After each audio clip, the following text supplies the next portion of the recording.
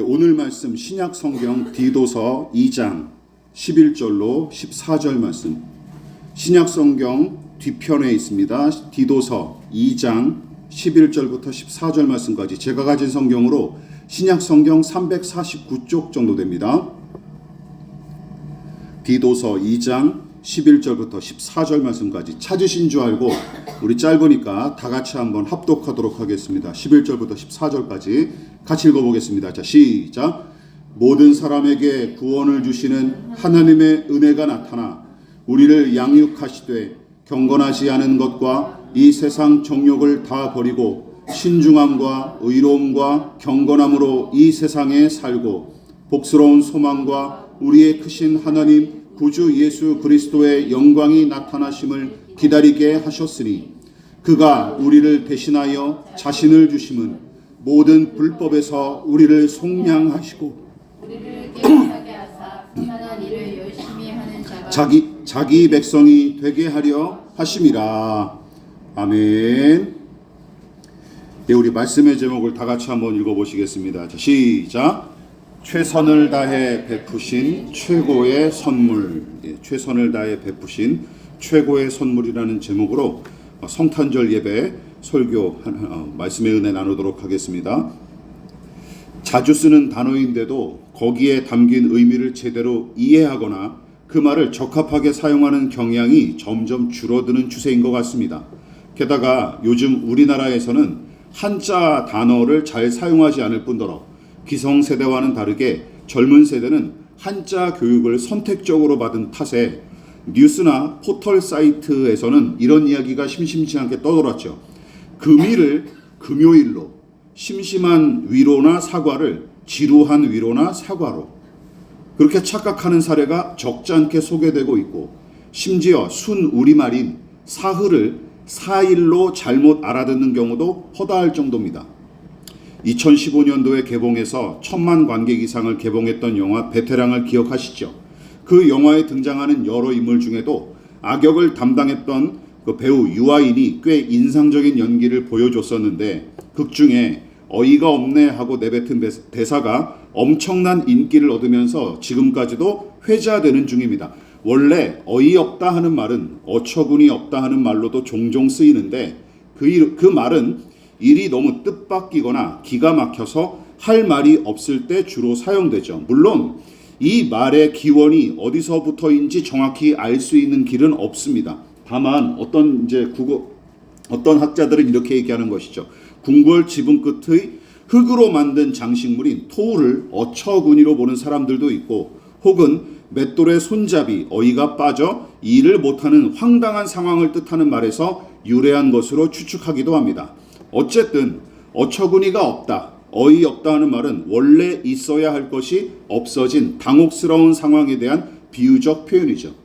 그리고 요즘 재밌는 영상 하나 보십니까? 예, 대통령의 국무회의를 저는 자주 보는데, 대통령이 국무회의를 주재하는 중에 간사하고 도량이 좁은 사람을 일컫는 단어인 소인배를 언급하면서 그 말의 반대말이 많은 사람들이, 저도 그랬지만 대인배로 잘못 사용하는 현실을 지적한 장면이 꽤 인상적이었습니다. 즉 소인배의 반대는 대인배가 아니라 그냥 대인으로 써야 옳다라고 얘기했던 것이죠. 이처럼 단어와 그 의미를 제대로 알지도 못한 채 사용하는 경우가 얼마나 많은지 모릅니다. 그런데 선물이라는 말도 그 의미를 생각하지 않고 그냥 아무 생각 없이 사용하는 대표적인 단어 중 하나죠. 선물이라는 말은 선자, 선물의 이 한자 선자는 반찬 선자로서 고기육과 착할선이 더해진 형성 문자입니다. 즉 달, 월이 붓으로 쓰일 때는 썰어놓은 고기의 모양인 육의 의미로 쓰이기에 선물을 한자 그대로 해석하면 잘 갖추어진 찬거리라는 말이죠. 그러니까 상대방을 극진히 대접하기 위해 제대로 장만한 반찬이 바로 선물인 셈이고, 보편적으로는 어떤 의미로 쓰는 거예요? 남에게 인사나 정을 나타내는 뜻으로 물건을 줌, 또는 그렇게 준 물건 정도의 의미로 쓰입니다.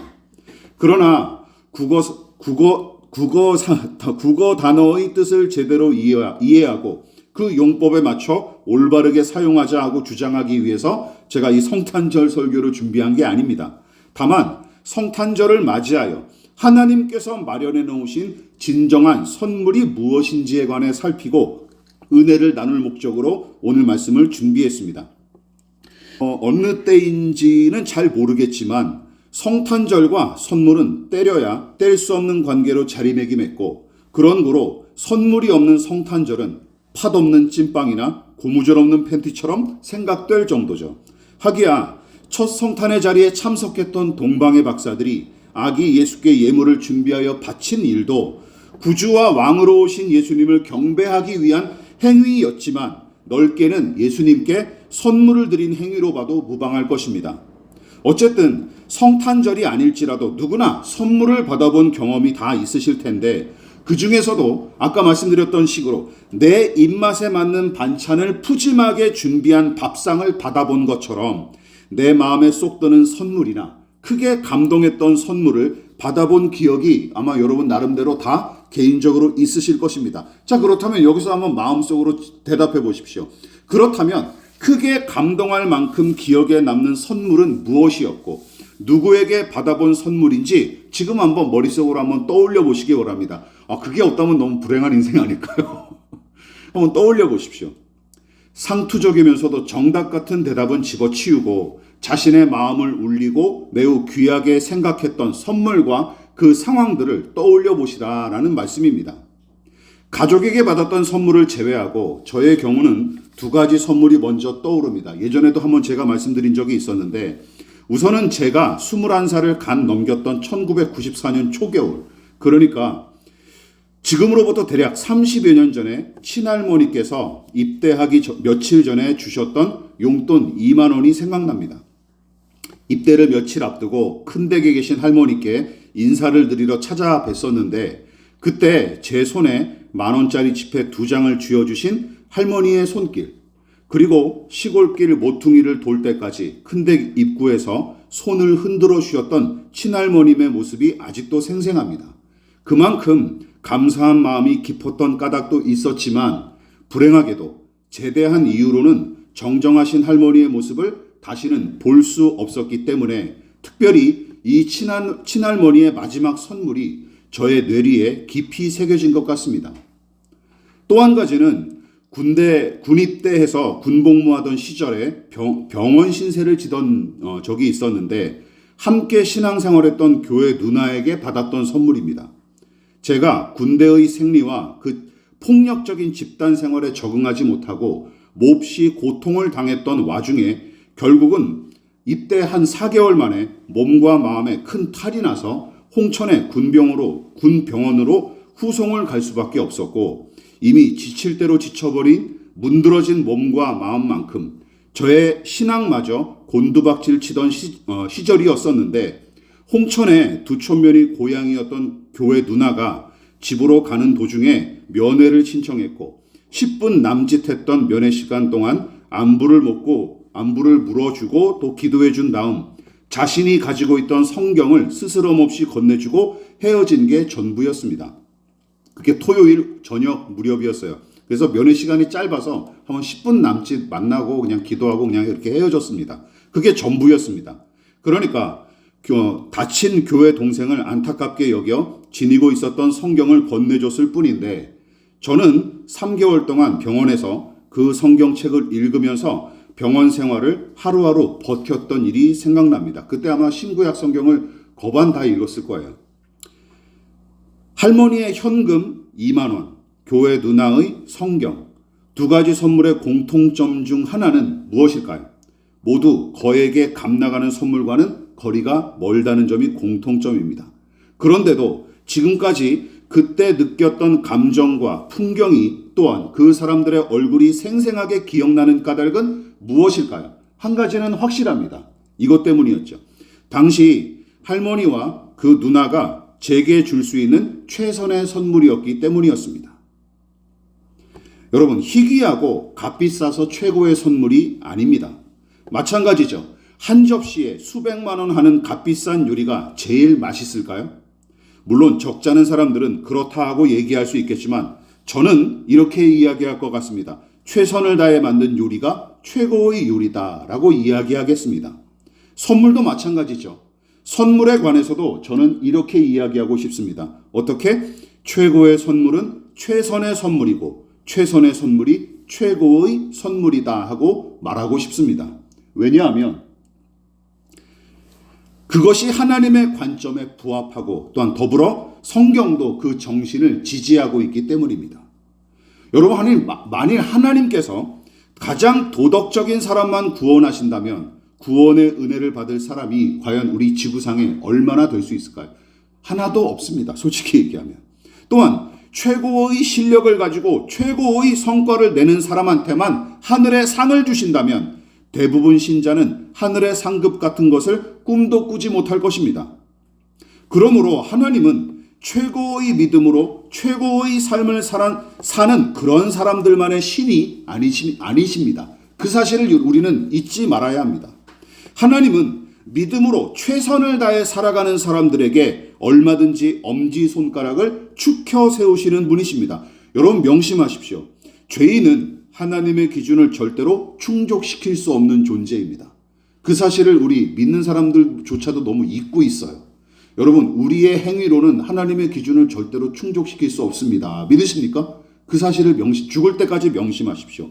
그러나 하나님은 우리의 최선을 최고로 쳐주시는 분이시기에 우리의 연약함과 부족함을 기꺼이 받으시고 우리의 최선을 얼마든지 기뻐하시는 분이십니다. 자, 그렇다면 이번에는 하나님께서 우리에게 어떤 것을 베푸셨는지 생각해 보시기 바랍니다. 여러분, 하나님은 우리에게 어떤 선물을 베푸셨습니까? 우리의 최선을 하나님께서 최고로 여기신다면 그럼 하나님은 우리에게 어떤 것을 주시는 분이냐라는 것이죠. 성경은 하나님은 인간에게 최고의 선물을 최선을 다해 베푸시는 분으로서 소개합니다. 그렇다면 하나님께서 인간을 위해 베푸시는 최고의 선물은 무엇일까요? 돈, 명예, 권력 이런 것일까요? 바로 당신의 아들 예수 그리스도이십니다. 믿으십니까? 이것을 우리 잊지 마십시다. 즉 하나님께서 죄인을 위해 최선을 다해 베푸신 최고의 선물은 바로 당신의 아들 예수님이신 것입니다. 그에 관련한 내용이 성경 여러 군데 등장하는데 특별히 예수께서 사마리아 여자와 대화하는 중에 당신 자신을 하나님의 선물로 소개하신 내용이 있어요. 요한복음 4장 10절입니다. 자, 같이 한번 읽어볼까요? 시작. 예수께서 대답하여 이르시되 내가 만일 하나님의 선물과 또 내게 물 좀 달라 하는 이가 누구인 줄 알았더라면 내가 그에게 구하였을 것이요 그가 생수를 내게 주었으리라. 성경은 믿음을 비롯하여 영생, 구원, 회복, 치유, 승리, 평안 등을 가리켜 하나님의 선물 혹은 은혜로 일컫는데 여러분 예수님은 사마리아 여자에게 이렇게 말씀하시는 거예요. 내가 구하는 생수는 감히 비교할 수 없을 정도로 더 좋은 선물이 있는데 그것이 누구다? 바로 나다라고 얘기하시는 거예요. 즉 예수님은 당신 자신을 하나님께서 베푸시는 최고의 선물로 소개하고 계신 것입니다. 그래서 바울의 제자이자 영적 아들 중 하나인 디도는 예수님을 가리켜서 다음과 같이 표현했어요. 우리가 읽었던 본문입니다. 디도서 2장 11절 시작. 모든 사람에게 구원을 주시는 하나님의 은혜가 나타나. 분명하게 나타난 하나님의 은혜는 무엇을 가리킵니까? 바로 예수님을 가리키는 거예요. 예수님. 무엇보다 은혜라는 단어는 선물의 특징과 매우 흡사하기에 은혜를 선물로 바꿨어도 대부분은 무방할 것입니다. 유념하십시오. 이 부분을. 죄인이 하나님께 받을 수 있는 최고의 선물은 예수이십니다. 당연하죠. 모든 선한 것이 예수 안에 있고 그리고 예수님이 모든 선함의 주인이시기 때문입니다. 믿으십니까? 이것이 우리의 믿음이 되어야 하는 거예요. 이쯤에서 여러분들이 좋아하는 연예인이나 동경하는 위인 그리고 존경하는 사람을 한번 얼굴을 떠올려 보십시오. 그런 사람들 연예인이나 동경하는 위인이 한두 사람은 다 있으실 텐데 이쯤에서 두 가지 경우를 한번 상상해 보시기 바랍니다. 자, 첫 번째 먼저 좋아하거나 동경하는 그 사람과 직접 만나서 서로 이야기를 나누고 서로 교제해서 친구가 되는 것. 또 다른 하나는 이것입니다. 그 사람이 사용했던 볼펜 한 자루 얻는 것으로 만족하는 것. 여러분이라면 둘 중에서 무엇을 선택하시겠습니까? 예? 하나를 선택할 수 있다면 바보가 아닌 이상 후자를 선택하는 사람은 거의 없을 것입니다. 그렇지 않겠습니까? 예. 그런데 우스꽝스러운 사실은 대부분 신자가 건강과 안락과 풍요와 성공과 승리 등을 맹렬하게 추구하지만 모든 선한 것의 주인이시자 하늘의 선물 그 자체이신 분은 외면한다는 것이죠. 그것이 우리 기독교가 가지고 있는 가장 큰 모순이자 딜레마 중에 하나입니다. 선물에만 급급하고 선물을 주시는 분에 대한 동경과 사모함은 없어졌다라는 것입니다. 기억하십시오. 하나님은 우리 같은 죄인을 위해 아들을 보내셨습니다. 우리에게 가장 좋은 것을 베푸시는 분이 하나님이신 줄 믿는다면 여러분 가장 좋은 것을 주실 텐데 우리에게 가장 좋은 것이 돈과 명예와 권력과 다른 안락과 평안이라면 그것부터 주셨을 거예요. 그렇죠? 당연히. 여러분 자식에게 좋은 것을 주겠다 그러면 여러분들이 가장 좋은 것을 주겠죠. 그런데 하나님은 무엇을 우리에게 주셨습니까? 아들 예수님을 주셨다라는 사실입니다. 근데 우리가 그걸 너무나 많이 잊고 있다라는 거예요.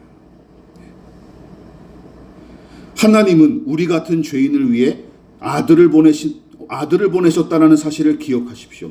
당연합니다. 이 아들 예수 이외에는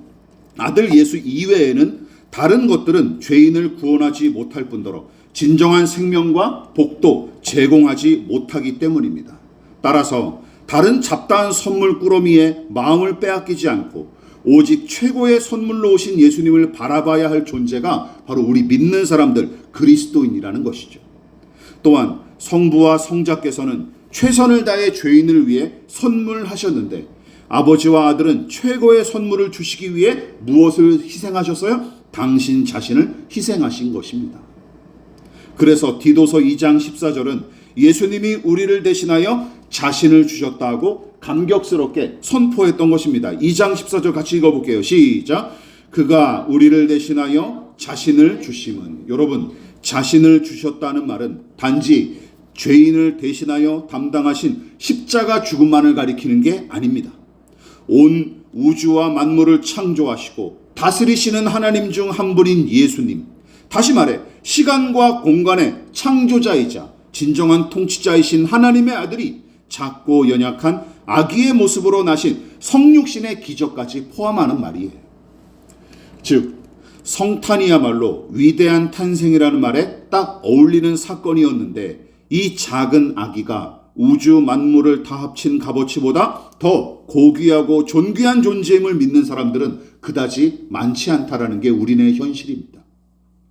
또한 측량할 수 없을 만큼 크신 하나님의 아들이 작은 아기의 모습으로 오신 일이 바로 우리를 위해 자신을 내어주신 놀라운 사랑이자 큰 희생임을 아는 사람들도 그다지 많지 않습니다. 심지어 교회를 다닌 사람들 중에서도 이 사실을 잘 못 믿어하는 사람들이 얼마나 많은지 몰라요. 그냥 종교 생활에만 만족할 뿐이죠. 무엇보다 아버지 하나님은 당신의 사랑하는 독생자를 죄인의 모습으로 보내시고 죄인을 대신하여 당신의 아들을 희생제물로 내어주셨으며 아들 예수님은 아버지를 향한 순종과 죄인에 대한 구원을 위해 낮고 천한 죄인의 모습으로 태어나 33년의 고단한 인생을 살아내셨을 뿐만 아니라 끝내는 죄인의 저주와 심판을 대신 짊어지고 십자가에 달려 돌아가셨습니다. 즉 다시 말해서 이렇게 요약할 수 있어요. 하나님께서는 최고의 선물로 예수님을 보내셨고 예수님은 우리를 위해 최선의 삶을 살아가셨습니다. 한때 코끼리를 냉장고에 넣는 방법이란 우스갯소리가 유행했었죠. 말장난 같은 방법들을 내뱉는 사람들 때문에 웃어 넘기기는 했지만 코끼리보다 훨씬 큰 대형 냉장고가 아닌 바에야 현실에서는 거의 불가능한 일입니다. 그런데 중요한 것은 무엇인지 아십니까? 가정용 냉장고에 코끼리가 들어가는 것 정도는 비할 바가 아닌 일이 벌어진 것이죠. 마치 태평양 바다가 커피잔에 거대한 태양이 작은 가정용 난로 안에 은하계가 우리 예배당에 담기는 것보다 더 말도 안 되는 일이 2000년 전 첫 성탄절에 일어났던 것입니다. 창조주가 피조물이 되십니다. 우주의 왕이 종의 형상으로 오십니다. 하늘을 디디고 사셨던 분이 우리처럼 땅을 디디고 사십니다. 만복의 근원이시자 만물의 영원한 소유권자이신 분이 굶주리고 목마를 수 있는 몸으로 오셨으며 더 나아가 비천하고 가난하게 당신의 일생을 사셨습니다. 그러니까 우리를 위한 최고의 선물로 오신 예수님이 심지어 당신 자신을 낮추시고 죽기까지 최선을 다해 우리를 사랑하셨던 것이죠. 하나님께서 우리를 위해 최선을 다해 베푸신 최고의 선물인 예수 그리스도. 그래서 성탄절은 어떻게 지켜야 하고 기념해야 합니까? 성탄절은 최고의 선물로 오신 예수 그리스도의 탄생을 기뻐하고 감사하는 날입니다. 그뿐만이 아니죠. 우리 같은 죄인을 구원하기 위해 최선을 다해 하나님의 뜻에 순종하신 예수님의 생애와 그 십자가 희생을 더더욱 기억하고 기념하는 날이 바로 성탄절이어야 하는 것입니다. 그러므로 하나님께서 최고의 선물인 당신의 아들을 최선을 다해 우리에게 보내주셨듯이 또한 최고의 선물인 당신 자신을 우리에게 주시려고 최선을 다하신 예수님처럼 그리스도인의 삶은 사도 요한의 가르침을 따라야 마땅한 것입니다. 마지막으로 요한일서 3장 16절 같이 한번 읽어볼게요. 자, 시작. 그가 우리를 위하여 목숨을 버리셨으니 우리가 이로써 사랑을 알고 우리도 형제들을 위하여 목숨을 버리는 것이 마땅하니라. 성탄절은 우리를 위하여 목숨을 버리신 예수님의 사랑이 그 위대한 탄생으로 시작되고 완성됐음을 알리는 날인 것입니다. 그래서 십자가 죽음과 부활 사건만큼이나 중요한 날이 성탄절인 것이죠. 따라서 연말 연시의 분위기에 휩쓸려 공휴일로 쉽게 지나치거나 유흥에 빠진 채로 흘려보낼 수 있는 날은 아닌 것입니다. 우리를 위해 이 땅에 오신 예수님, 그 예수님의 사랑, 최고의 것으로 최선을 다해 사랑하신 주님께 감사와 찬양을 드리십시다. 그리고 그 사랑을 깊이 생각하고 본받을 수 있는 믿음의 사람들, 그리스도인들이 우리는 되어야 할 것입니다. 저와 여러분, 오늘 가족과 이웃에게 그리고 친구들과 내 주변 사람들에게 바로 그 사랑을 나타내야 마땅할 것입니다. 사랑은 제가 항상 말씀드리지만 나타나고 느껴져야 진짜인 것입니다. 성탄절에 그 사랑을 더 깊이 누리고 또 받으시며 또 여러분들이 나누고 베풀 수 있기를 진심으로 축원을 드리겠습니다. 그러므로 너희는 이렇게 기도하라. 하늘에 계신 우리 아버지, 아버지의 이름을 거룩하게 하시며 아버지의 나라가 오게 하시며 아버지의 뜻이 하늘에서와 같이 땅에서도 이루어지게 하소서. 오늘 우리에게 일용할 양식을 주시고 우리가 우리에게 잘못한 사람을 용서하여 준 것 같이 우리 죄를 용서하여 주시고 우리를 시험에 빠지지 않게 하시고 악에서 구하소서. 나라와 권능과 영광이 영원히 아버지의 것입니다. 아멘.